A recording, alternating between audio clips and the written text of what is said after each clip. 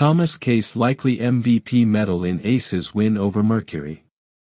It was the most anticipated game on Friday, August 15 as the Las Vegas Aces edged out the Phoenix Mercury by a score of 86-83. The high-stakes game was fittingly headlined by a pair of MVP candidates, Aya Wilson of the Las Vegas Aces and Alyssa Thomas of the Connecticut Sun-turned-Phoenix Mercury, who did not disappoint in delivering as advertised while furthering setting the tone for what looks to be a playoff-type atmosphere at PHX Arena.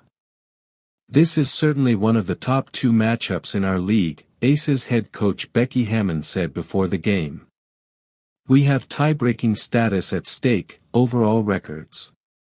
The teams are truly going after it and they have two players that want to compete early in the game.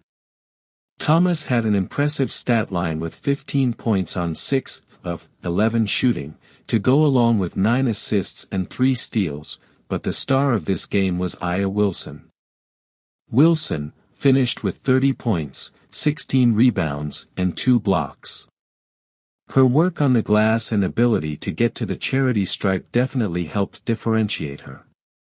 She's now come full circle, reminding us all why she's one of the most feared in the league, finishing 14 of 15 from the free throw line for the game. Although the Mercury led for the entire first half and even pushed ahead by 10 in the third quarter, it was Wilson's second-half dominance that ultimately sealed Las Vegas' victory. The game turned more into a chess match of wills, with Wilson and Thomas facing off against each other routine times, especially in matchup zones and man-to-man defense. Obviously, Aya is a phenomenal player and had 20 points or so in the first half, the Mercury's Sata Sabauli, who finished with 26 points herself for Phoenix. We should have done a better job as a team with guarding her. She had 30 points, but I think it was her rebounds and putbacks that really set her apart. That MVP chase between Thomas and Wilson continues to be neck and neck, right down to the wire, with Vegas, 20-14, a game ahead of fourth-place Phoenix, 19-13. Sitting out of the game due to an ankle injury, number 1 pick Nafisa Collier of the Minnesota Lynx leads the league in scoring but has company at the top in rookies Shepard and Brown, who are also vying for that spot against her. It is Thomas's first season in Phoenix, and already she is making history, but even for her, the competition at small forward is high. The 33-year-old forward has wasted no time in imprinting her name with the Mercury, collecting 3 straight triple-doubles upon joining the team after victories over Chicago, Connecticut, and Indiana in early August. Thomas is demonstrating his impact on the defensive end as well, with a league-leading 4 triple-doubles this season. Through 5 games, Thomas is now averaging a career-high 16.1 points to go along with 9.0 assists and 8.6 rebounds per game in the title series. That's MVP caliber stuff right there, complete with numbers that allow her to go from a starting point guard, the All-Star likely has lead the league in assists and field goal percentage at 9.0 and 53.8% respectively, to a legitimately comparably best all-around player, hit every FG mark ever. Anytime I step on the floor, I am just doing me.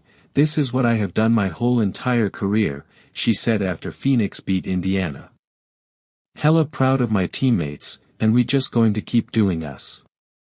Even more incredibly, Thomas has produced his scoring binge without getting 40% of his annual points from three-pointers, a rarity in a league yearning for the three-ball. She fell 12 assists shy of the WNBA record for most assists on three-pointers in a season and finished with 122. Wilson, who has won 3 MVP awards and is second in scoring, 22.3, and rebounding, 10.0, leads the league with 2.1 blocks per game this year. They are the stars of the league and she's helped lead them to a win night in and night out, as the Aces have gone from looking like another lottery team heading into last season, 500 start to the season. Wilson, a mix of meme and menace, has ascended to be one of the biggest stars in the league.